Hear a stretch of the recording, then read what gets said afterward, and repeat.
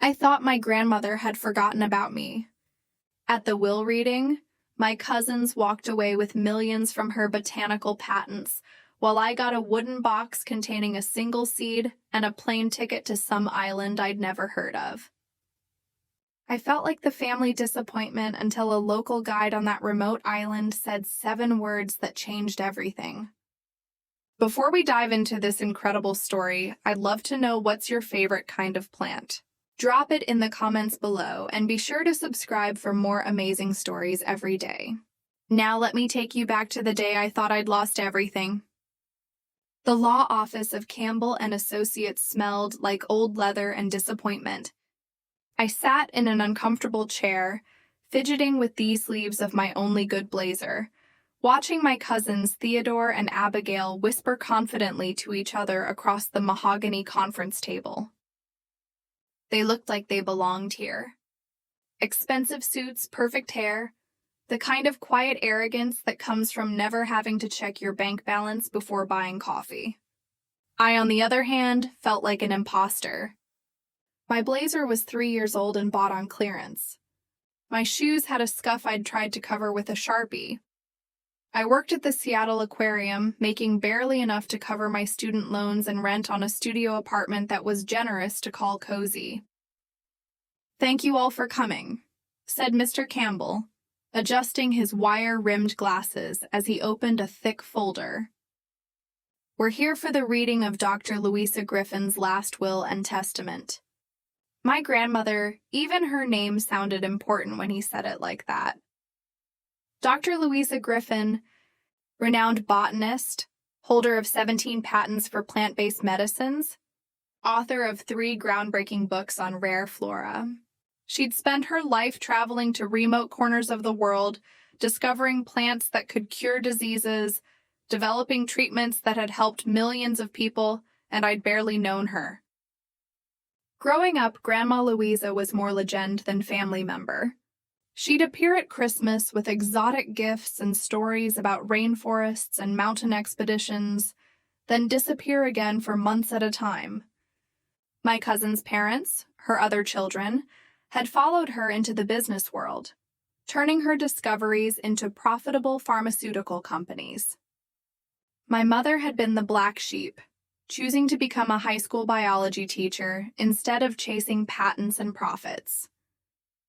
To my grandson, Theodore, I leave my shares in Griffin Pharmaceuticals, valued at approximately $12 million, along with the patents for compounds WM47 through WM63. Theodore smiled smugly and squeezed his wife's hand. $12 million.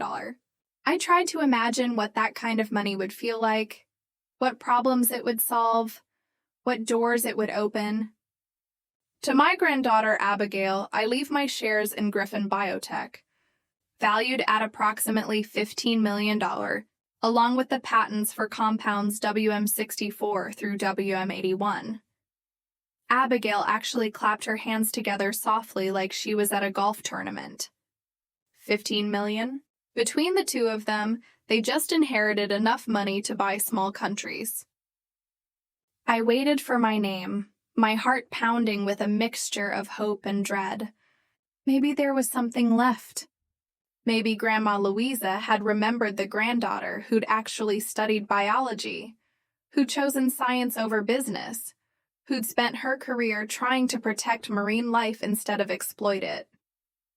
And finally, he said, looking directly at me, "To my granddaughter, Joy, I leave the contents of Safety Deposit Box 247 at First National Bank." That was it. No dollar amount, no description, just a safety deposit box. Theodore and Abigail exchanged glances that managed to be both sympathetic and condescending. "I'm sure there's something meaningful in there," Abigail said in the tone people use when they're trying to be kind about your obvious disappointment. "Grandmother always was eccentric," Theodore added. "I'm sure whatever she left you has sentimental value. Sentimental value." The phrase people use when something is worthless, but they don't want to say it out loud. An hour later, I was sitting in the bank vault, staring at the contents of Safety Deposit Box 247. It contained exactly 2 items: a small wooden box about the size of a jewelry case and an envelope with my name written in my grandmother's distinctive handwriting. I opened the envelope first. Inside was a plane ticket. Seattle to Boston to Lisbon to Ponta Delgada, San Miguel Island, Azores. The departure date was 3 days away. There was also a handwritten note on expensive stationery. My dearest Joy, if you're reading this, then I'm gone and you're probably feeling confused and perhaps a bit hurt. Trust me, my darling girl. Take the journey. Everything will make sense when you arrive. Look for Maria Santos. She'll be waiting for you. All my love, Grandma Louisa. I opened the wooden box next. Inside, nestled in soft velvet, was a single seed. It was unlike anything I'd ever seen. About the size of a walnut with a hard, dark shell that seemed to shimmer with an almost metallic sheen. Strange ridges and patterns covered its surface like nature's own intricate carving. I turned it over in my hands, my marine biology training kicking in. I'd studied seeds in my undergraduate botany courses. But this one was completely unfamiliar. The patterns were too complex, too deliberate.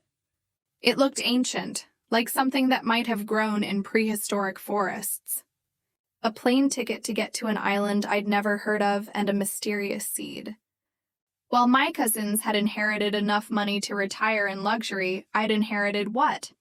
A riddle, a wild goose chase. I sat in that sterile bank vault for 20 minutes, turning the seed over and over in my hands, reading and rereading my grandmother's note. The rational part of my brain said, this was crazy. I couldn't afford to take time off work. Couldn't afford the additional travel expenses once I got to Portugal. Couldn't afford to chase after some mysterious family errand that might mean nothing. But another part of me, the part that had always felt like I didn't quite fit in my own family, the part that had chosen to study the ocean instead of chasing money, whispered that maybe this was exactly what I needed to do. My grandmother had been many things, but she'd never been frivolous. If she'd left me a plane ticket and a seed, there had to be a reason. I called in sick to work the next day and spent hours researching the Azores.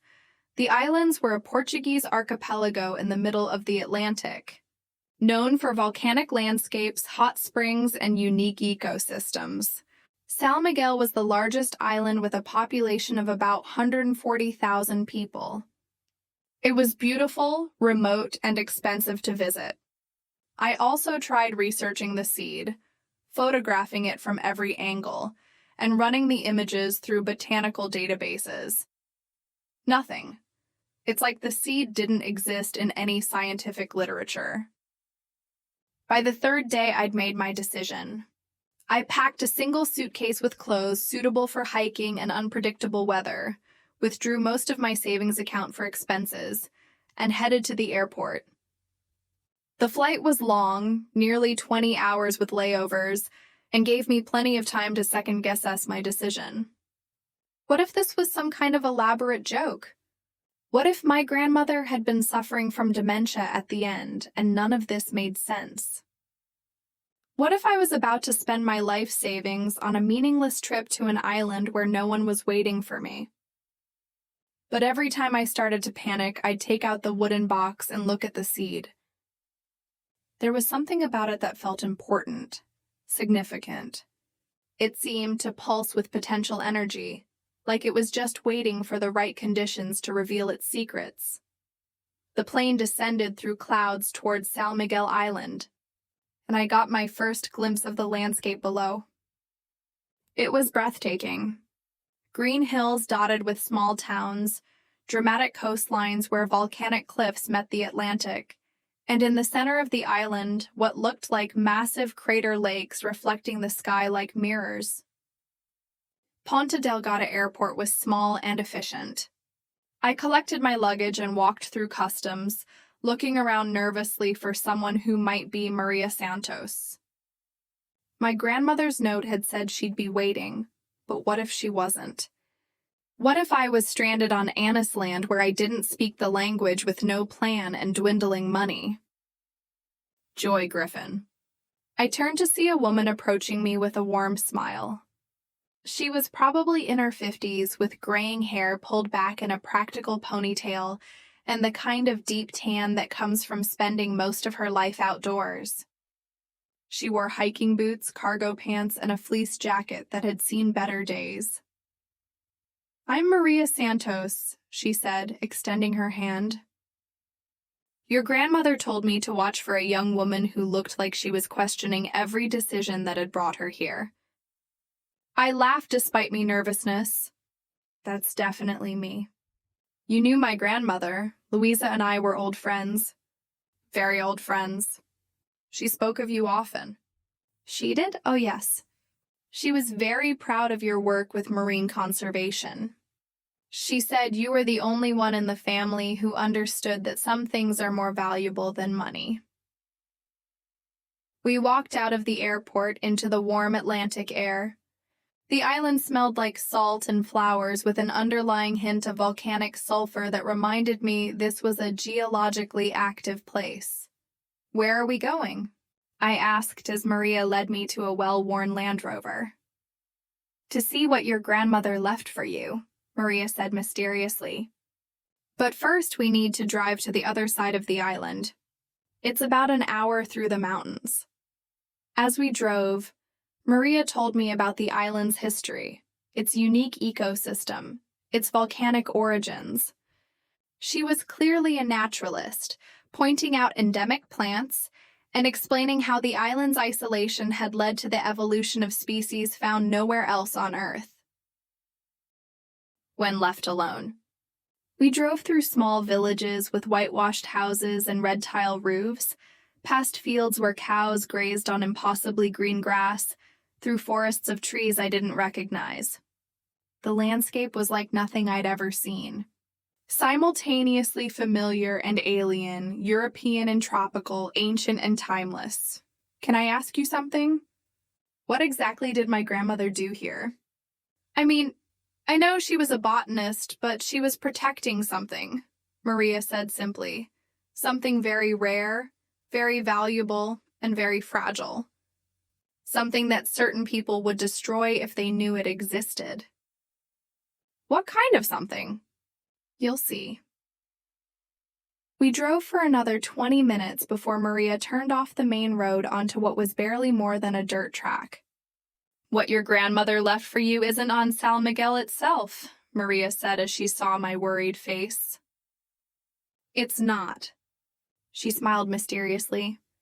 "We'll take my boat to a smaller island, one that doesn't appear on most tourist maps." The marina was bustling with fishing boats and tourist vessels. Maria led me to a sturdy-looking motorboat that had clearly seen years of use but was well-maintained. "This is how your grandmother and I traveled back and forth," Maria said, loading my suitcase into the boat. She insisted on keeping the location completely secret. No helicopter flights, no chartered yachts that might attract attention, just a simple boat trip that looks like we're going fishing. As we pulled away from the harbor, I watched San Miguel shrink behind us. The island's green hills and white buildings grew smaller until they were just a line on the horizon. We were heading northwest into open Atlantic waters that stretched endlessly in every direction. "How far is it?" I asked, gripping the side of the boat as we bounced over the waves. "About 40 minutes, Maria called over the engine noise. The island is officially called Iludi Esperanza Hope Island. It's been uninhabited for over a century." The boat ride gave me time to think about how isolated we were becoming. This wasn't just a trip to a remote location. This was a journey to a place that existed outside the normal world. A secret that had been hidden in plain sight for 30 years. Hope I rose from the ocean like a green jewel. Its cliffs dramatic and forbidding. Its interior hidden by dense forest. There was no beach, no obvious landing spot, no sign that humans had ever set foot there. How do we get ashore? I asked. Very carefully, Maria said, steering toward what looked like a narrow gap in the cliffs. Your grandmother had a small dock built in a hidden cove. It's the only way onto the island. The cove, when we reached it, was like something from a fairy tale. High walls of volcanic rock created a natural harbor completely invisible from the open ocean. A simple wooden dock extended into the crystal clear water, and a narrow path wound up through Therox toward the forest above. Welcome to your island, Joy, Maria said as she teed off the boat. Welcome to the last grove. From here we walk, Maria said, shouldering her backpack. The path beyond the stone wall was narrow and winding, leading through vegetation that grew thicker and more exotic with every step. The air itself felt different here. More humid, more alive, charged with an energy I couldn't identify. Birds called from the canopy above us, but they didn't sound like any birds I knew. The very light seemed greener, filtered through weaves that were too large, too glossy, too perfect. Maria eyed, stopping on the path. What is this place? This, she said, turning to face me with an expression that was part excitement, part reverence. This is what your grandmother discovered 30 years ago. This is what she spent her fortune protecting. This is why she brought you here. We walked for another 10 minutes before the path opened into a clearing, and I saw something that made me forget how to breathe. It was a forest, but unlike any forest I'd ever seen or studied. The trees were massive, easily 100 feet tall, with trunks that seemed to glow with an inner light. Their bark was smooth and silver, almost metallic, and their leaves were the deep green of emeralds. The canopy above us filtered the sunlight into patterns that danced and shifted like living things. But it wasn't just the beauty that took my breath away. It was the sense of age, of ancientness, of something that had existed long before humans walked the earth. These trees felt prehistoric, primordial, like survivors from a world that had vanished millions of years ago. My God, I whispered. What are they? Dracha asaurensis, Maria said softly. Dragon trees, but not like any dragon trees that exist anywhere else in the world. These are the original species, the ancestors of all other dragon trees. They've been growing here for over 10 million years. I walked deeper into the grove, my hands trailing along the smooth bark of the nearest tree. It was warm to the touch, almost alive in a way that went beyond normal plant life. The air around the trees hummed with energy, and I could swear I felt something like a pulse beneath my fingertips. They're incredible, I said. But why are they secret? Why isn't this a protected park, a UNESCO site? Maria's expression darkened. Because these trees produce something that pharmaceutical companies would kill for? Literally. She led me to the base of the largest tree where the massive trunk flared out into buttress roots that created natural owls. In one of these aloves, I could see where someone had carefully collected a small amount of resin, a golden amber-like substance that seemed to glow with its own light. The resin from these trees, Maria explained, contains compounds that don't exist anywhere else on Earth. Your grandmother spent 20 years studying them.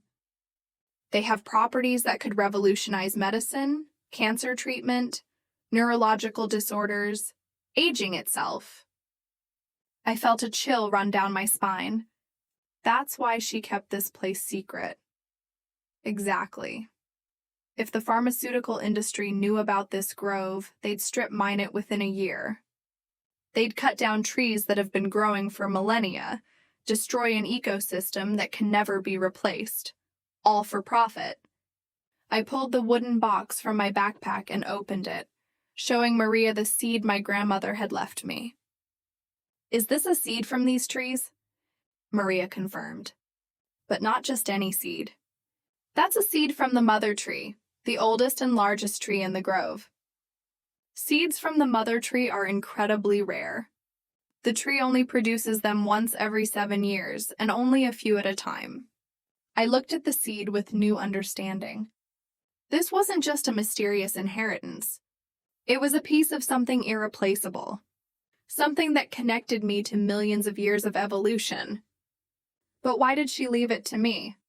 Why not to Theodore or Abigail? They have the business experience, the connections, the money to protect something like this. Maria smiled. And for the first time since I'd met her, she looked truly happy because they would have sold it. They would have seen dollar signs instead of dragon trees. They would have turned this into a commodity instead of protecting it as a treasure. She gestured for me to follow her deeper into the grove where the trees grew even larger and more magnificent. In the center of the forest stood a tree that dwarfed all the others, easily 150 feet tall with a trunk so massive that it would take 20 people holding hands to encircle it. The mother tree, Maria said reverently. She's over 1,000 years old, maybe older. Your grandmother used to sit here for hours just listening to the forest, planning how to protect it. I approached the ancient tree and placed my hand on its bark. The sensation was immediate and overwhelming. A sense of connection, of belonging, of coming home to a place I'd never been, but had always known existed. Maria, I said, my voice barely above a whisper. Who owns this land? Who's been protecting it? Maria turned to face me, and her smile was radiant. She left the entire island to you. The words hit me like a physical blow. I staggered backward, certain I had misheard. What did you say? Your grandmother didn't just discover this grove of joy. She bought it. She bought the entire island piece by piece over 30 years. She used every penny she made from her patents, every dollar from her pharmaceutical companies, to purchase land and create a private nature preserve. I felt dizzy, like the ground was shifting beneath my feet. The entire island. All of it. The forests, the coastline, the volcanic lakes, everything. She's been the legal owner for 15 years, but she kept it secret. Protected the ecosystem from development and exploitation. I sank down onto one of the mother tree's massive roots, my mind reeling. But that's impossible. An entire island would be worth hundreds of millions of dollars, Maria finished. Your grandmother was far wealthier than anyone in your family realized. The patents she held weren't just valuable. They were revolutionary. She licensed them to pharmaceutical companies for enormous sums, then used that money to buy and protect places like this all over the world. I thought about the will reading, about Theodore and Abigail's smug satisfaction with their inheritances.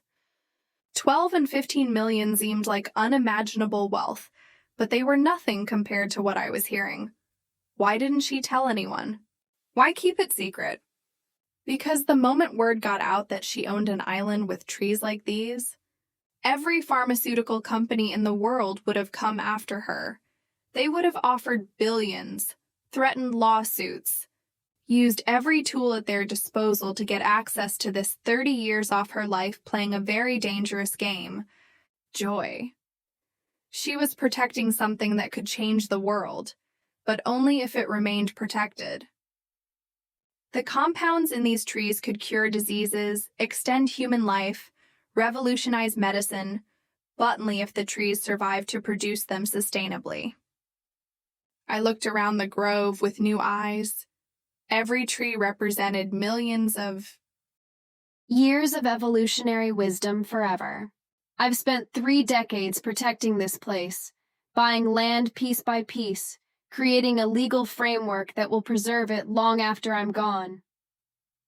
But legal frameworks aren't enough.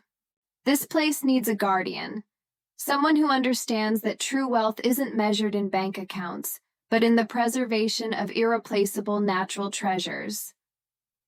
I chose you because you've already proven you understand this principle. You chose to study marine biology not because it would make you rich, but because you wanted to protect something beautiful and important. You work at an aquarium not because it pays well, but because you believe in conservation, in education, in helping people understand why we need to protect our natural world. Your cousins are good people, but they see nature as a resource to be managed and monetized. You see it as a treasure to be protected and preserved. That's why this island needs you. I know this seems overwhelming. I know you're probably wondering how you could possibly manage something so vast and important, but you won't be alone. Maria has been my partner in protecting this place for 20 years. The local communities have been its guardians for generations. There are scientists and conservationists around the world who will support your work. And you have resources now, my darling girl. The island generates income from carefully managed research partnerships, from the sale of seeds and saplings to botanical gardens worldwide. You'll never want for money again, but more importantly, you'll never lack for purpose. The seed I left you isn't just a symbol. It's a responsibility. Plant it somewhere safe, tend it carefully, and watch it grow into something magnificent. That's what I'm asking you to do with this entire island. I love you, Joy. I've always been proud of you, even when I couldn't find the words to say so. You have the heart of a true conservationist and the soul of a scientist. This island couldn't be in better hands. All my love and faith in you, Grandma Louisa. P.S. There's a cottage near the grove that I've been using as a research station. It's yours now if you want it. I think you'll find it has everything you need to begin your new life as the guardian of the last grove. I read the letter 3 times before the words fully sank in. My grandmother hadn't just left me an island. She'd left me a mission, a purpose, a chance to dedicate my life to something truly meaningful. There's more, Maria said gently, pulling out another folder. Legal documents, financial statements, research notes. Your grandmother was very thorough. I opened the folder with shaking hands. The first document was a deed officially transferring ownership of Ilio d'Esperanza to Joey Louisa Griffin, me. The second was a bank statement showing accounts with balances that made my head spin. Hundreds of millions of dollars, all designated for the preservation and protection of the island's ecosystems. This is real, I whispered. This is all real. Very real, Maria confirmed. Every secret. As far as the outside world knows, the island is still owned by a series of shell companies and conservation trusts. Your grandmother was paranoid about keeping her ownership hidden. I stood up and walked deeper into the grove, trying to process everything I'd learned. An hour ago, I'd been a struggling aquarium worker who thought her family had forgotten about her. Now I was the secret owner of an entire island, the guardian of trees that could change the world, the inheritor of a conservation mission that spanned decades. What happens now? I asked. That's up to you, Maria said. You could sell everything tomorrow and become one of the richest people in the world. You could license the Trier's genetic material to pharmaceutical companies and make billions. You could develop the island for tourism and create a luxury resort empire. Or you could do what your grandmother did. Protect it, study it, share its secrets carefully and sustainably. Use your sources to expand conservation efforts to other endangered ecosystems around the world. I thought about my life back in Seattle. My tiny apartment, my student loans, my job cleaning fish tanks and giving tours to school children. It had been a good life, meaningful in its own small way. But it had also been limited, constrained by financial reality and lack of opportunity. Now I had unlimited opportunity and unlimited responsibility. The cottage my grandmother mentioned, can I see it? Maria's face lit up. Of course, it's just a short walk from here. She led me along a path that wound through the grove, past trees that seemed to whisper secrets in languages I didn't understand. The cottage when we reached it was perfect. a small stone building that seemed to grow naturally from the landscape, with solar panels on the roof and large windows that looked out over the forest. Inside, it was a scientist's dream. The main room was part library, part laboratory with shelves full of research journals and equipment for studying plant genetics. There was a comfortable bedroom, a modern kitchen, and a study lined with my grandmother's notebooks and research. She spent months here every year, studying the trees, documenting their properties, planning conservation strategies. All of her research is here waiting for you. I picked up one of the notebooks and opened it to a random page.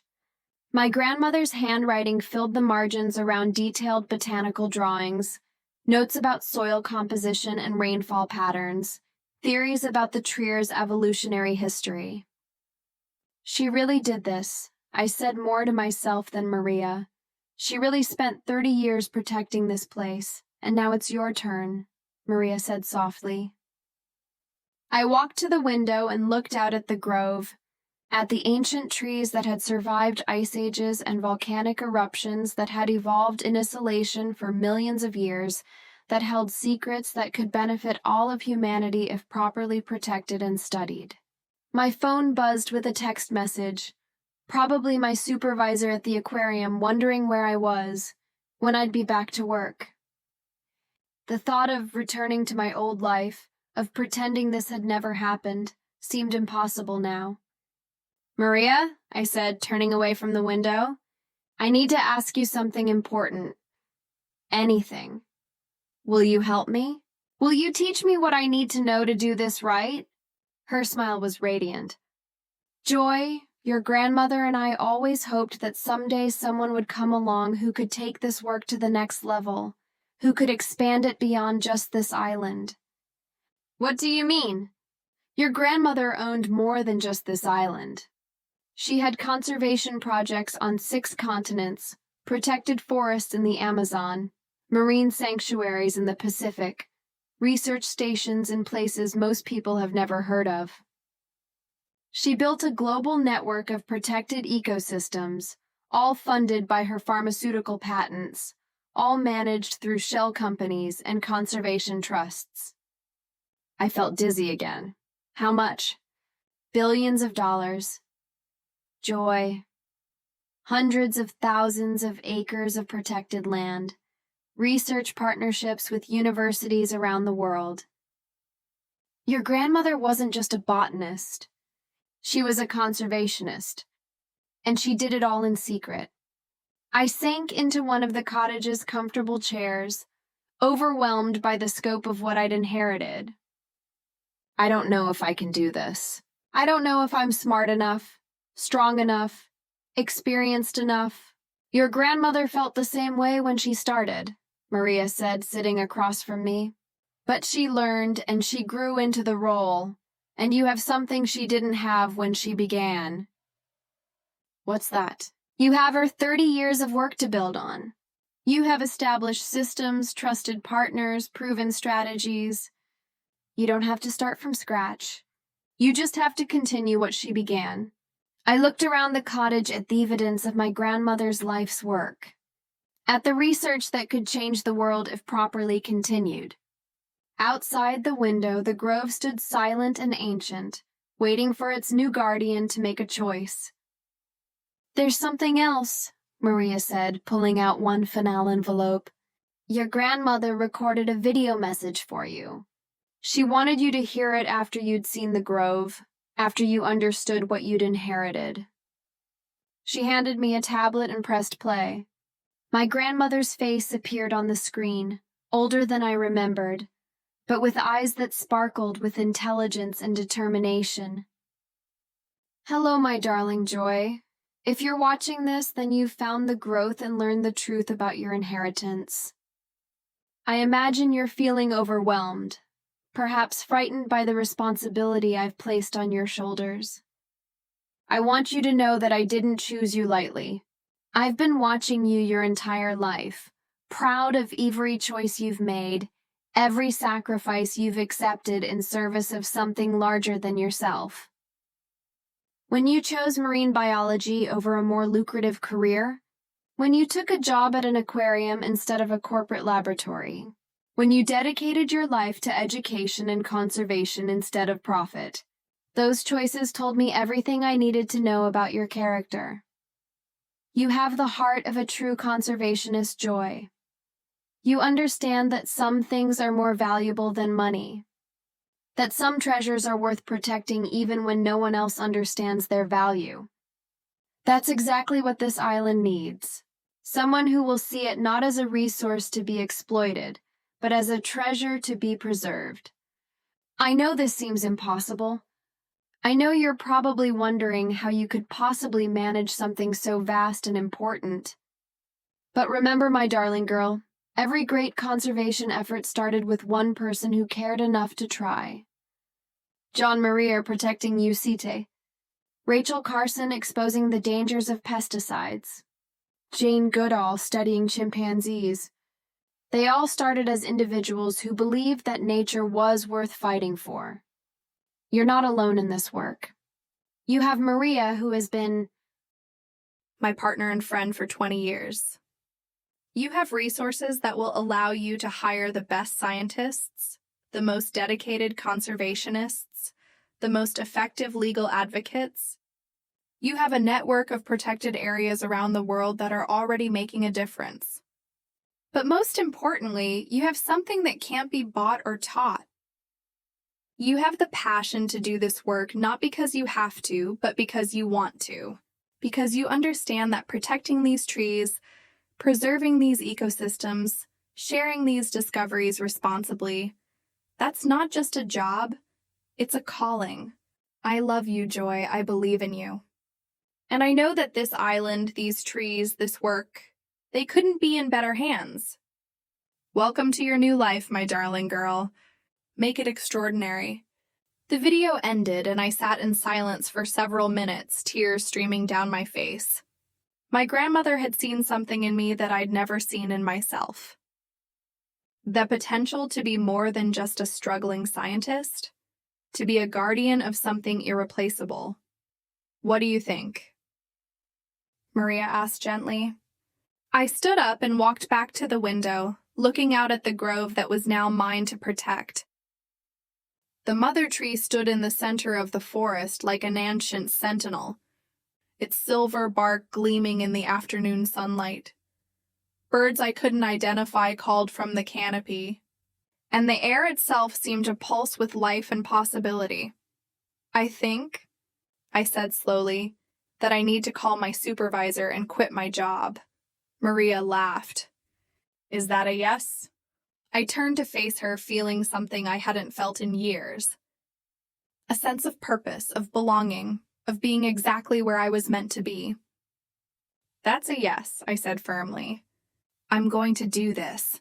I'm going to protect this place, continue my grandmother's work, and try to be worthy of the trust she placed in me. Then welcome home. Joy, welcome to the rest of your life. Months later, I was standing in the same grove, but everything had changed. I'd moved permanently to the island, transforming the cottage into my home and research base. I'd hired a team of botanists and conservationists to help study and protect the dragon trees. I'd established partnerships with universities around the world to research the trees' medicinal properties without exploiting them. Most importantly, I'd planted the seed my grandmother had left me. It was growing in a protected nursery, carefully tended and monitored, destined to become part of the next generation of dragon trees that would carry this ancient species into the future. My cousins had been shocked when they learned the truth about my inheritance. Theodore had actually called to offer his expertise in managing my windfall, clearly assuming I was in over my head. I'd politely declined, explaining that I was quite happy with my new role as a conservationist. But Joy, you could sell just a small portion of the island and be set for life. You could have anything you want. I already have everything I want. I have meaningful work, unlimited resources to do good in the world, and the chance to protect something irreplaceable. What more could anyone ask for? He hung up, clearly unable to understand how anyone could choose trees over treasure, conservation over cash. But I understood now what my grandmother had known all along, that the real treasure wasn't the money or the land, or even the trees themselves. The real treasure was the opportunity to dedicate your life to something larger than yourself, to be part of a story that would continue long after you were gone. As I stood in the grove that evening, watching the sunset filter through the ancient canopy, I felt my grandmother's presence in the whisper of wind through the leaves, in the warm pulse of life beneath my feet, in the sense of continuity that connected past and future, through the simple act of caring for something beautiful and irreplaceable. I'd thought I was the family disappointment, the one who got the consolation prize while my cousins inherited the real wealth. But I'd been wrong about everything. My grandmother hadn't forgotten about me.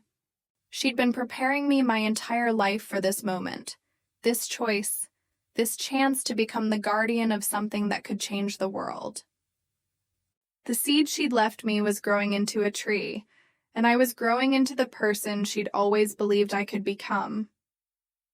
An absolutely incredible story about hidden legacies, true wealth, and the courage to choose purpose over profit. What would you do if you were in Joy's position? Share it in the comments below. If this story of conservation, family secrets, and finding your true calling inspired you, please hit that like button and subscribe for more amazing stories about discovering where you truly belong. Don't forget to click the notification bell so you never miss an upload.